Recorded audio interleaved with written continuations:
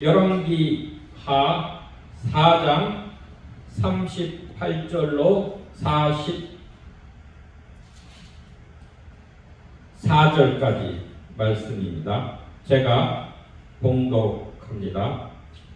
엘리사가 다시 길갈에 이르니 그 땅에 흉년이 들었는데 선지자의 제자들이 엘리사의 앞에 앉은지라. 엘리사가 자기 사환에게 이르되 큰 솥을 걸고 선지자의 제자들을 위하여 국을 끓이라 하매 한 사람이 채소를 캐러 들에 나가 들포도 덩굴을 만나 그것에서 들호박을 따서 옷자락에 채워 가지고 돌아와 썰어 국 끓이는 솥에 넣되 그들은 무엇인지 알지 못한지라. 이에 퍼다가 무리에게 주어 먹게 하였더니 무리가 국을 먹다가 그들이 외쳐 이르되 하나님의 사람이여 솥에 죽음의 독이 있나이다 하고 능히 먹지 못하는지라. 엘리사가 이르되 그러면 가루를 가져오라 하여 솥에 던지고 이르되 퍼다가 무리에게 주어 먹게 하라 하매 이 솥 가운데 독이 없어지니라. 한 사람이 바알 살리사에서부터 와서 처음 만든 떡 곧 보리떡 20개와 또 자루에 담은 채소를 하나님의 사람에게 드린지라. 그가 이르되 무리에게 주어 먹게 하라. 그 사환이 이르되 내가 어찌 이것을 100명에게 주겠나이까 하니 엘리사는 또 이르되 무리에게 주어 먹게 하라. 여호와의 말씀이 그들이 먹고 남으리라 하셨느니라. 그가 그들 앞에 주었더니 여호와께서 말씀하신 대로 먹고 남았더라. 아멘. 오늘 말씀 제목은 죽음의 국이 생명의 국으로 라는 제목입니다. 조금 제목을 풀으면 선지자의 생명 사역, 선지자, 하나님의 사람, 하나님은, 예수님은 생명을 살리고 풍성케 하시는 일을 하십니다. 이 생명의 변화는 질적인 변화, 양적인 변화 모두를 포함하고 있습니다. 오늘 두 기적의 에피소드 사건에서 첫 번째 기적은 생명의 질적 변화의 기적이고 두 번째 기적은 생명의 양적 변화의 기적입니다. 이로써 이 말씀을 듣는 성도들 모두는 우리들의 삶에 예수님의 말씀, 하나님의 능력으로 인해서 삶의 양적 변화, 질적 변화를 모두 경험하시길 축원합니다. 엘리사가 순회 사역을 하였어요. 지난주에는 수넴 지역에 왔다 갔다 하면서 갈멜산에 있다가 또 수넴 지역에 있다가 그 수넴 여인한테 잘 대접도 받고 잘 그 방에서 거처도 하고 그래서 수넴 여인의 그 아들을 낳게 하고 또 아들이 열사병으로 죽었을 때 다시금 회생케 하는 그 기적의 역사를 행하였습니다. 그런데 오늘 본문 말씀은 이제 엘리사가 길갈에 왔어요. 길갈에 왜 왔냐? 길갈에 선지자의 제자 생도 학교가 있는 거예요. 제자 공동체. 그러니까 엘리야도 그렇고 엘리사도 제자들을 양육하는 그런 공동체를 운영했습니다. 그래서 그곳에 이제 길갈에 방문을 했어요. 그런데 그때 마침 흉년이 들었어요. 흉년이 심해가지고 엘리야 때는 3년 반 동안 흉년이 들었다 그러는데 어떤 분은 7년 흉년이 들었다고도 얘기해요. 그때보다 더 겨우 심한 흉년이 들어서 이 엘리사가 그 길갈 제자 공동체를 방문하니까 온 제자들이 엘리사 앞으로 나와서 엘리사의 그 영적인 말씀을 듣고 배불렀어요. 영적인 잔치가 풍성한 거예요. 하나님의 사랑으로부터 하나님의 말씀을 들으니까 영적으로는 풍성해졌는데, 그러나 우리 육을 입고 있으니까는 밥을 안 먹으면 육신은 여전히 궁핍한 거예요. 그래서 엘리사가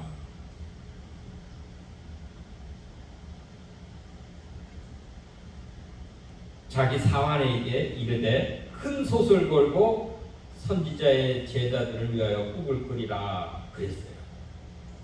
우리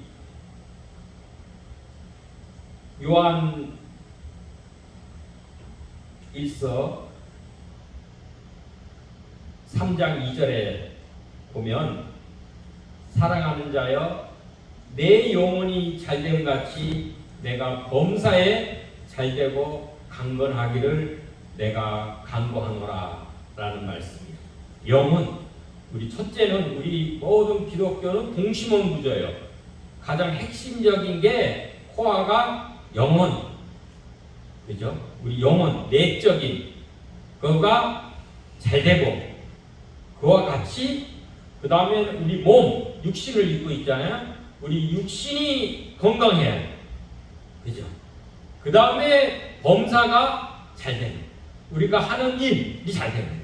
그러니까 예수 믿는 사람은 영혼이 잘 되고, 그럼 우리 몸이 건강해지고, 그래서 건강한 영혼과 건강한 몸으로 건강한 일을 범사에 행하는 이러한 평평함과 이 강건함의 이 균형 있는 복을 모두 받기를 바랍니다.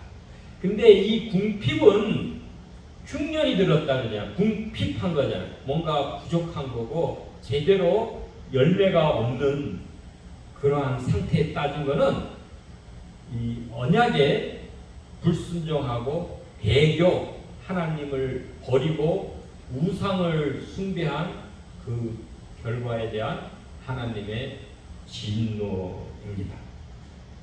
이 이스라엘은 원래가 비가 적게 와요. 강우량이 적은데, 그렇기 때문에 조금만 비가 덜 와도 가뭄의 피해가 극심할 수 있겠습니다.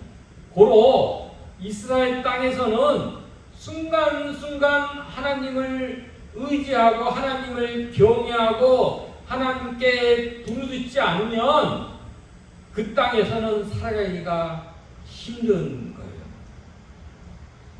그런데 이 당시에는 시대적으로 어때요? 오므리 왕조 아합이 죽고, 오므리 왕조 말기예요. 오므리가 그 쿠데타를 해가지고 정권을 잡고 나서는 상당히 오므리와 아합이 국가적으로는 번성했어요. 그런데 이 아합이 그 페니케아의 그 이세벨 우상을 섬기는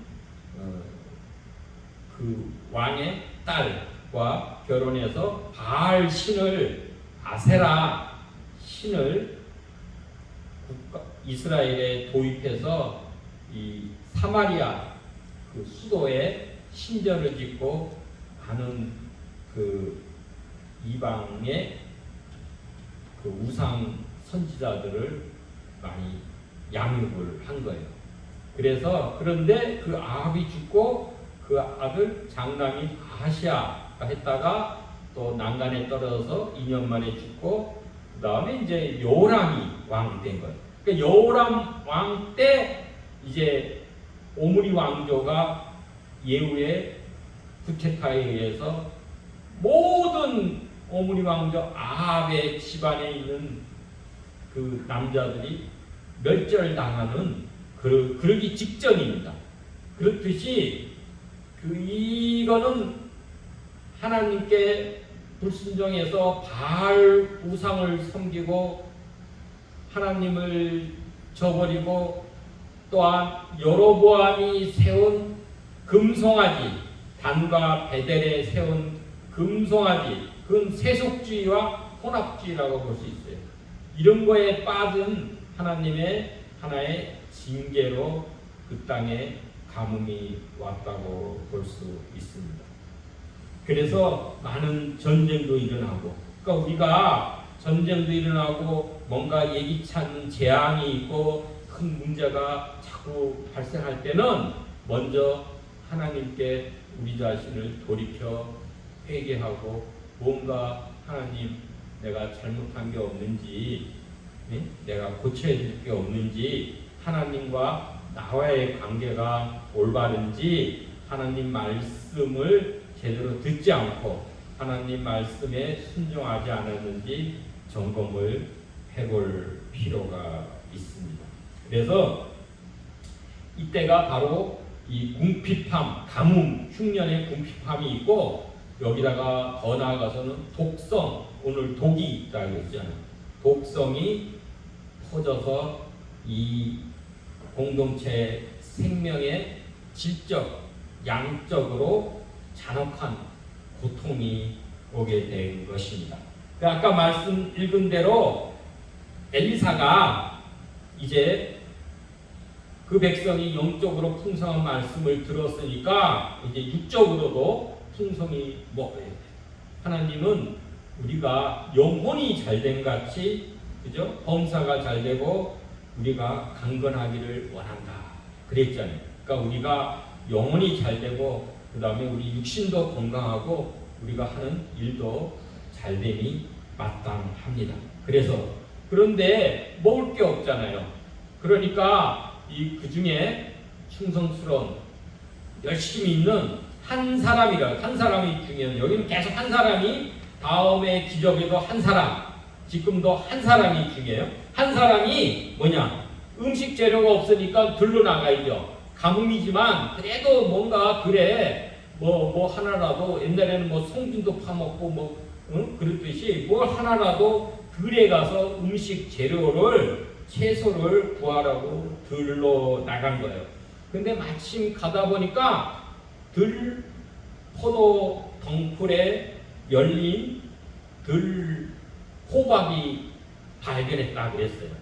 그런데 이 한 사람은 나름대로 열심을 갖고 어떻게 해서 우연히 그것을 발견했지만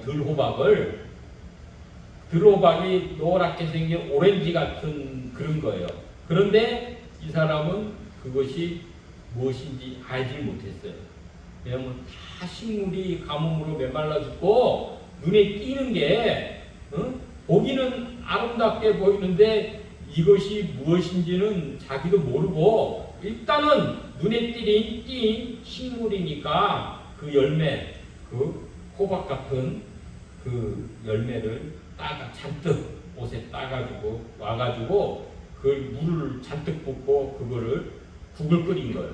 옛날에 끓이 죽같이 그냥 그걸 넣고 국을 끓여가지고 이제 사람들한테 나눠 먹으라 그랬어요. 근데 이때만까지만 해도 들에 나가고 그것을 따고 썰어가지고 국을 끓이고 이 사람 혼자 다 한 거예요. 어느 누구도 이분이 무엇을 따가지고 어떤 요리를 하는지 알 수가 없고 혼자 독주적으로 다 한 거예요. 그러고 나서는 요리가 다 됐으니까 다 나와서 100여 명의 공동체예요. 다 나와가지고 한 그릇이 드십시오라고 하니까 그걸 먹어봤어. 먹으니까 뭐였어요? 응? 하나님의 사람이여, 솥에 죽음의 독이 있나이다. 그런 거예요.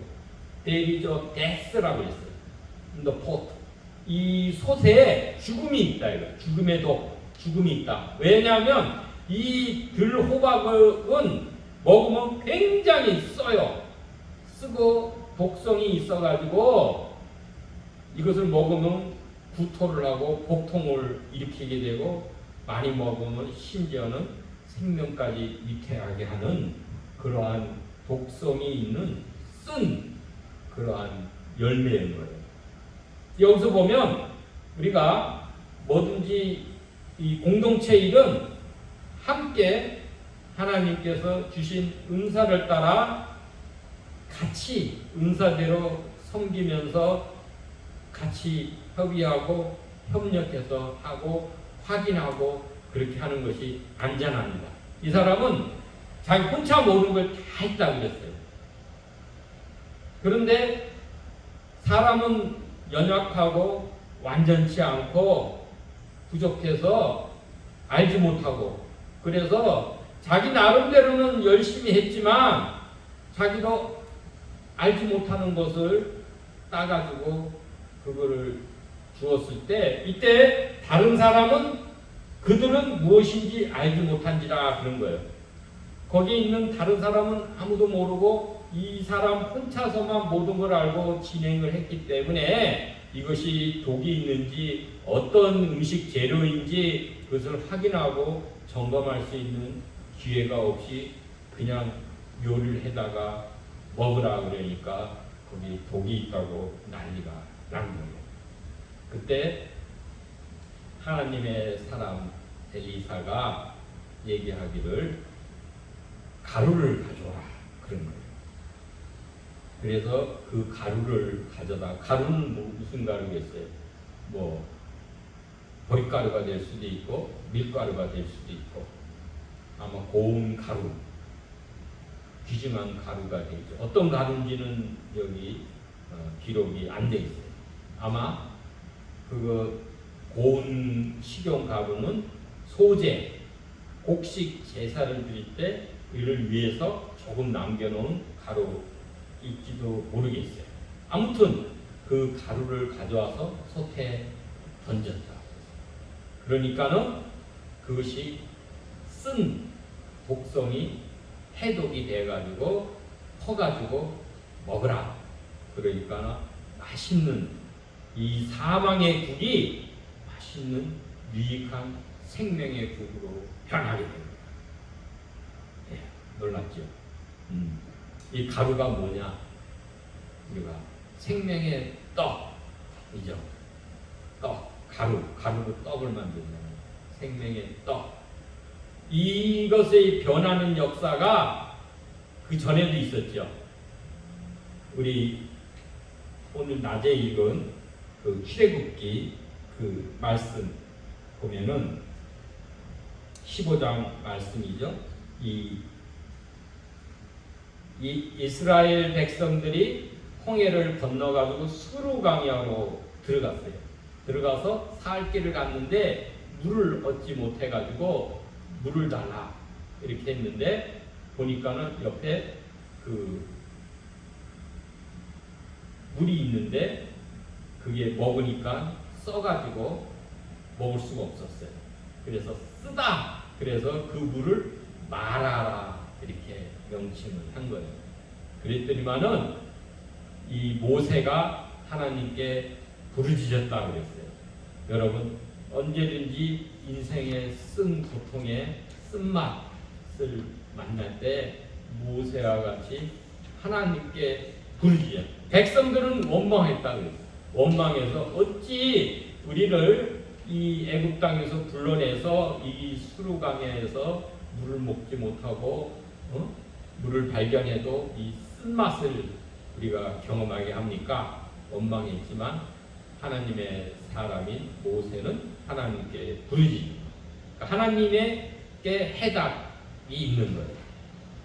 그래서 그 하나님께서 말씀하시기를 한 나뭇가지를 그 물에 던지라. 그래서 그 나뭇가지를 물에 던졌더니만 물이 달게 되어서 모든 백성들이 잘 먹고 다시금 회생하게 되는 거예요. 그러고 나서는 우리가 그 말씀 하반절에 보면은 너희가 너희 하나님 나 여호와의 말을 들어 순종하고 내가 보기에 의를 행하며 내 계명에 귀를 기울여 내 모든 규례를 지키면 내가 애국 사람에게 내린 모든 질병 중 하나도 너희에게 내리지 아니하리니 나는 너희를 치료하는 여호와로라. 여호와 라파, 치료하는 하나님. 우리가 혹이 질병에 걸릴 때 어떻게 하나님 말씀을 듣고 순종하고 의를 행하고 그 말씀에 귀를 기울이고 그 말씀을 행해야 하나님의 치료함을 받을 수 있다. 그런 것을 우리가 알 수 있습니다. 이 가루, 이 양식은 우리 해독 작용을 하게 된 거예요. 그래서 우리의 죄와 궁핍함 관계가 있다고 그랬죠. 100%는 아니지만 관계성이 많은 거예요. 죄로 인해서 이 흉년, 가뭄이 들어서 그래서 궁핍함 처지에 떨어진 거예요. 이때 복음의 생명의 양식, 가루, 한 나무는 우리가 십자가 예수 그리스도를 지칭할 수 있어요. 를 통해서 던져져서 그래서 우리가 죄사함을 받고 그 궁핍함에서 그 구원함을 받는 이 생명의 회복의 역사가 우리 모든 성도에게 일어나길 축원합니다. 선지자의 이 질적인 생명의 사역은 신약에 와서 가나 혼인잔치 때 일어나죠. 그죠? 예수님의 아마 친척이 가나라는 지역입니다. 거기서 혼인잔치를 해서 예수님의 어머니도 가시게 되고 예수님과 제자들도 같이 가게 돼요. 잔치가 한참 진행 중인데 포도주가 떨어진 거예요. 아직 잔치는 한참 기간이 남았는데 그럴 때 예수님의 어머니 마리아의 요청에 의해서 예수님이 근데 마리아가 예수님이 무엇을 명하든지 그대로 행하라 그랬어요. 그래서 예수님께서 이 돌항아리 그 6에 물을 아구까지 가득 채우라 그랬어요. 그리고 그것을 떠서 연회장한테 갖다 주라. 그러니까 연회장이 먹고 아우 이렇게 좋은 포도주를 지금까지 부었느냐라고 놀랍게 칭찬을 했어요. 마찬가지. 우리의 물은 갈수록 부패하게 되죠. 근데 포도주는 갈수록 더 발효가 돼서 좋아요. 물론 알코올 성분이 있지만 그러나 오래된 포도주가 더 값지다 그러잖아요. 근데 사실은 우리가 포도주라 그러지만 술보다는 이거는 포도즙에 가까운 게 되는 거예요. 왜냐하면 금방 포도주를 담궈서 변화가 이게 되면은 그거는 발효가 되기 전에는 포도즙과 같은 거예요. 그러니까 우리가 뭐 알코올 성분이 있는 취하기 위한 그러한 포도주는 아닌 거예요. 금방 뉴 와인, 새로운 와인은 포도즙에 가까운 알코올 성분이 없는 그 좋은 그 음료를 질적인 변화죠. 물이 포도주로 변하는 그러한 질적인 역사를 예수님이 또 일으키고 또 방금 우리가 열왕기하 2장에 엘리사가 첫 여리고를 방문했을 때 여리고의 물 근원이 나빠서 그 물을 마시면은 이 가축도 그렇고 사람도 그렇고 식물도 그렇고 생산을 하지 못한다. 열매를 맺지 못한다. 라고 그것을 요청했을 때 엘리사가 그때 뭐죠? 소금을 갖고 오라. 그래서 소금을 물 근원에 던졌을 때 그 여리고의 나쁜 물이 고쳐져서 그 물로 인해서 많은 생명의 열매가 열린 것을 경험하게 된 거예요. 이렇듯 하나님의 말씀, 하나님의 능력으로 우리 삶에 질적인 고통, 아픔, 독성, 궁핍함이 변화의 역사가 일어날 수가 있게 되는 것입니다. 네. 그래서 이 사망의 국이 생명의 국으로 생명의 질적인 변화가 일어납니다.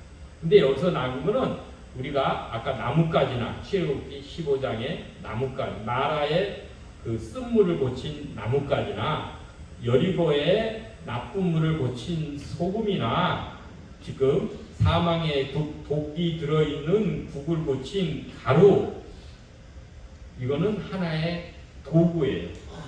진정한 생명의 변화를 일으키는 것은 생명의 원천이신 하나님이고 하나님의 능력과 은혜가 되려 하는 것이지, 이런 물질이 결코 기적을 일으키는 건 아니에요. 그래요. 그거를 잘 읽어보시고, 그러면은 그 역사는 오늘날 우리에게도 동일하게 일어날 수 있다. 왜냐? 하나님은 여전히 동일하시고 신실하신 분이시기 때문에 그 하나님을 의지하고 바라보고 부르짖고 하나님으로 인해서 주님의 생명의 말씀으로 인해서 우리 삶이 오늘날에도 질적인 변화를 일으킬 수 있다라는 것입니다. 또 다른 이 기적의 에피소드가 다음 절에 나오죠. 한 사람, 여기도 한 사람이에요. 한 사람이 중요합니다. 공동체에. 근데 길갈에서 멀지 않은 이거는 바알 살리사에서부터 왔다 그랬어요. 근데 이분은 감사하게도 첫 수확, 이제 다음 주 수수감사절로 저희 지키잖아요. 첫 수확의 곡식을 가지고 그것을 만든 그 보리떡 20개와 채소 한 자루를 갖고 왔다 그랬어요. 이 가물고 힘들지만 그래도 하나님이 은혜를 베풀어서 이 수확을 하게 돼서, 여기 보리떡이라 그러는데 사실 우리나라에서 떡은 주식은 아니고 별식이잖아요. 근데 이때는 이분들은 주식이에요. 주로 먹는 거. 우린 떡이라 그러지만 히브리 말로는 레켐이야. 베이트 레켐. 베들레헴이 떡집이다, 빵집이다 그랬잖아요. 베이트, 그러니까 집이고 레켐이 빵인 거예요. 그러니까 사실은 보리빵이 더 적합한 우리 해석이 되는 거예요.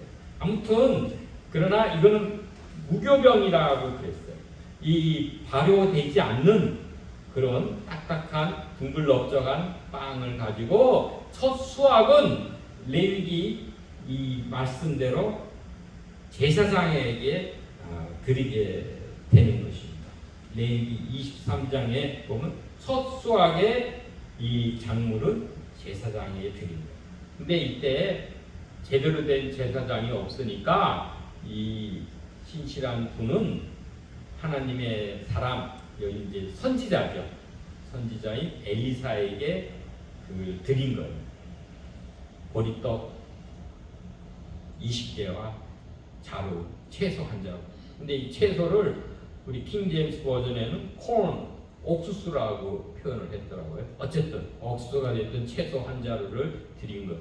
그랬을 때 이 원래는 제사장이 먹는 거지만 이 엘리사가 자기만 안 먹고 그 공동체가 음식이 없어서 굶고 있으니까는 그 공동체한테 내놓은 거예요.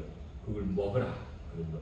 그 사환한테 먹도록 해라. 근데 거기가 100여 명이 넘는다 그랬어요. 근데 이 보리떡 20개, 떡 한 덩어리면 한 사람이 한 끼 정도 해결할 수 있는 그런 정도 양이에요. 그런데 떡 20개를 가지고 100사람이 채소 한 자루 갖고 100명이 어떻게 그 장정들이 그걸 먹어요. 그래서 아유 이건 뭐 택도 없다고. 그러니까 엘리사가 다시 얘기하기를 하나님께서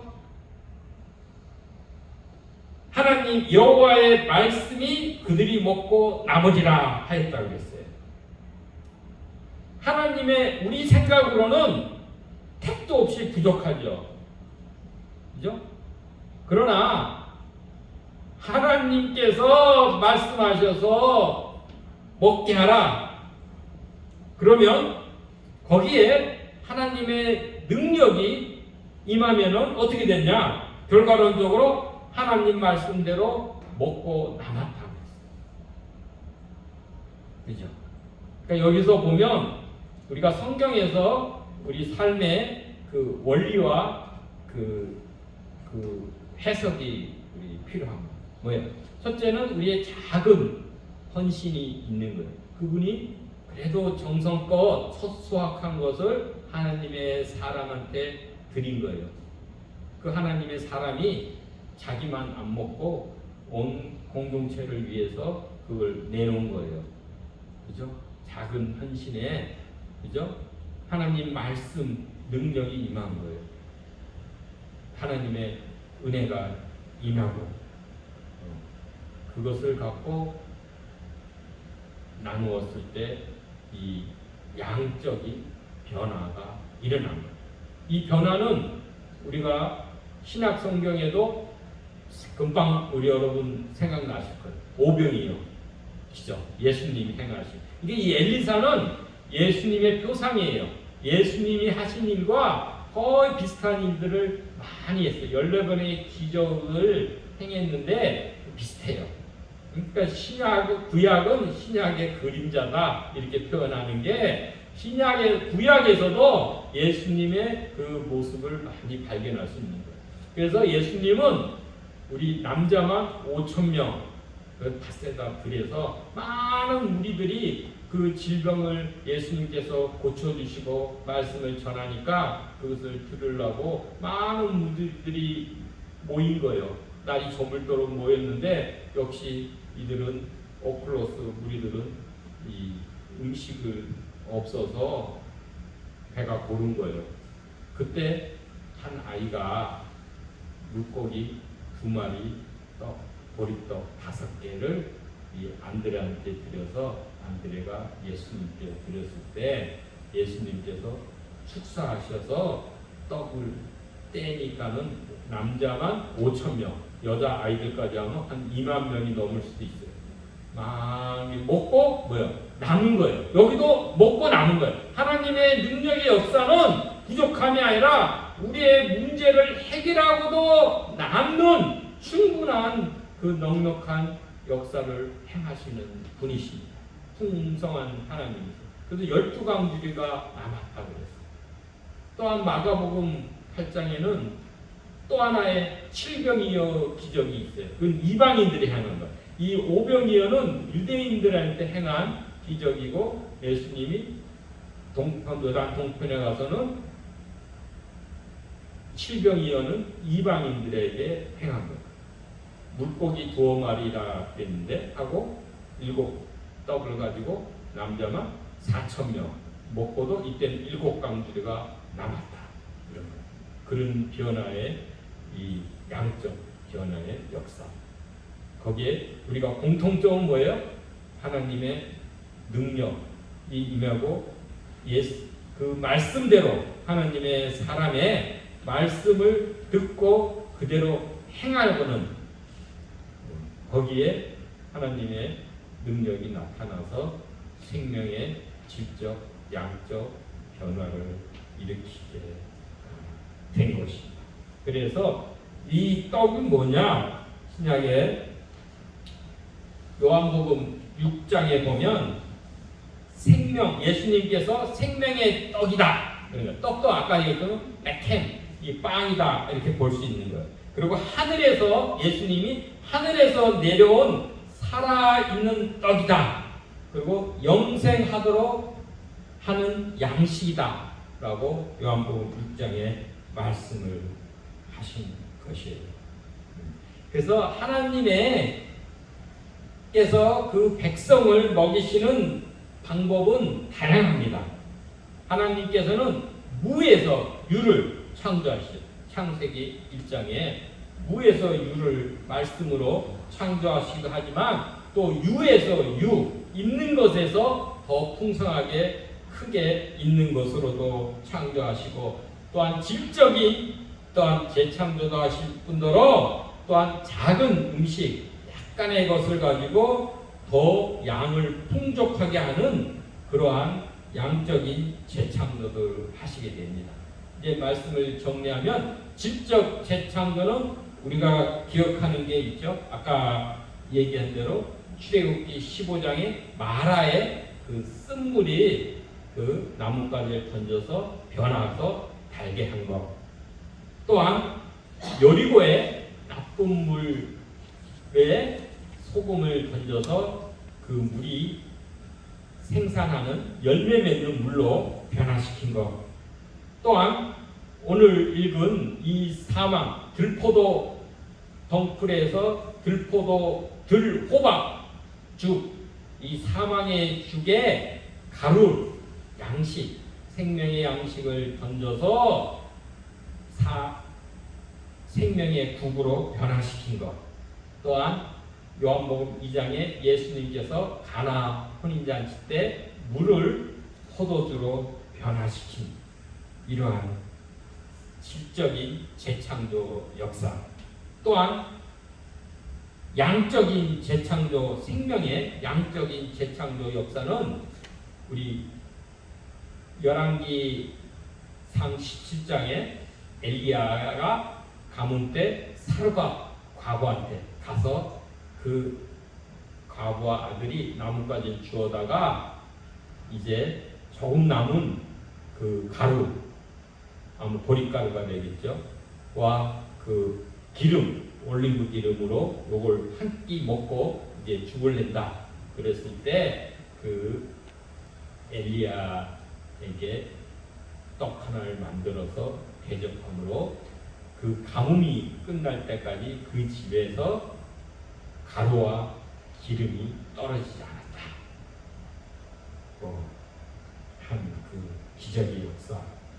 그리고 지난 이 4장 1절 또 7절까지는 가난한 선지자의 그 과부, 제자의 그 과부가 빚이 져가지고 그 두 딸을 채권자에게, 두 아들을 채권자에게 종으로 팔려가야 되는데 엘리사한테 나와서 부르짖음으로 엘리사가 그릇을 이웃에게 다 빌려가지고 그 문을 닫고 두 아들과 함께 방에 들어가서 빈 그릇에 기름을 따르라 했을 때 기름이 빈 그릇에 가득 채워지게 합니다. 그러니까 우리가 준비할 것은 믿음의 빈 그릇을 준비해서 하나님께 부르짖자. 주여, 우리 믿음의 빈 그릇에 하나님의 은혜와 복을 부어소서 라고 기도할 때 그 기름이 빈 그릇에 다 채워지기까지 끊이지 않았다 얘기하는 거예요. 또한 오늘 이 보리떡 20개와 채소 한 자루로 100여 명이 먹고도 남은 그런 양적인 생명 창조의 역사가 있습니다.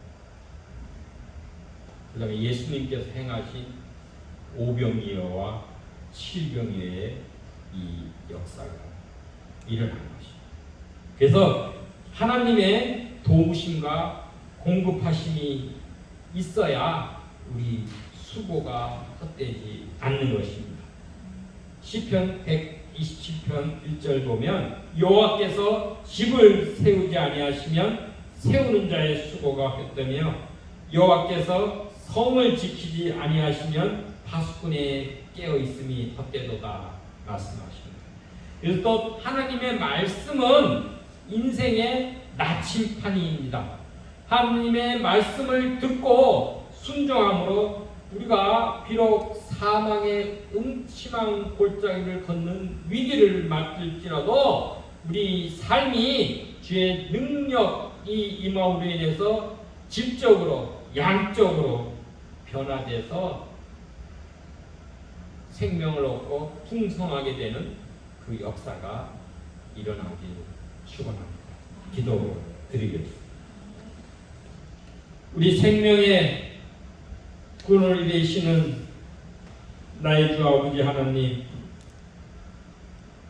우리 삶이 죄악과 허물로 인해서 궁핍하고 이 흉년의 질병의 문제의 굴레 속에 빠져 있을지라도 주여, 저희가 믿음의 빈 그릇을 준비하고 주께 부르짖나니